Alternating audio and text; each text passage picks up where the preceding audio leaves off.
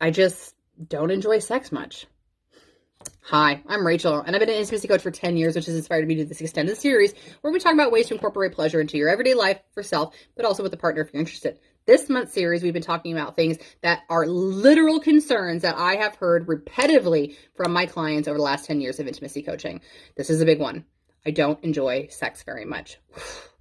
Now, here's the thing. There's two classes, by the way. There's a category of women who do not enjoy sex and have zero desire to fix that. They do not care. It does not bother them. They could go the rest of their lives without having sex, and that's totally okay. Now, there's the other side of the fence where women who miss sex immensely.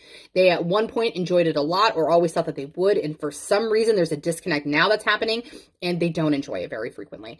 Now, also, I want to go back to number one. If you are a group of people where you're like, yeah, absolutely, I hate having sex. I would never do it again if I had the opportunity to. I need you to check yourself, because is this a relationship situation?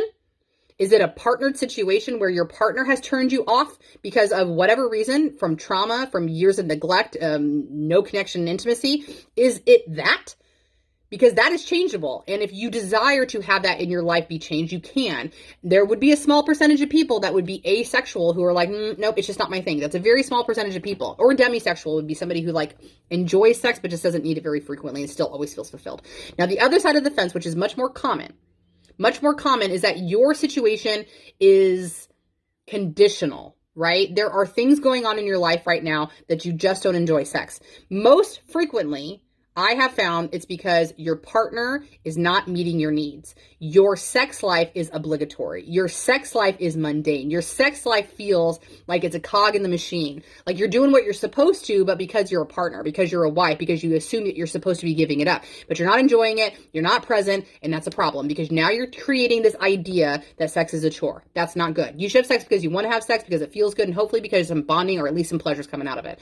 So when we talk about wanting to enjoy sex, this is very individual. This is not something I can give you a blanket statement that's going to go out and fix it.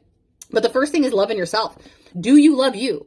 That's the longest relationship you will ever have. So if you cannot find peace and pleasure with self, you cannot expect that a partner is going to be able to give it to you. Okay. Will they be able to contribute to it? Sure. But they cannot give you the full level that you are going to be allowed to do if you discover it, friends. Okay. So, I would say for this one, that's like the best I can give you in terms of like advice without knowing yourself individually. So if you would maybe be interested in coming into my free group where we talk about these things, if you want to do the one-on-one sessions, that's available as well. If you want to do the empowerment class, those would be steps to try to uncover what it is that you particularly need. But I'm always here if you're ready. Okay. So I hope that you got some value from this. And if not, make sure to follow along because we got lots more to come. Stay happy, stay healthy. Have a good day. I'm running out of time. Bye.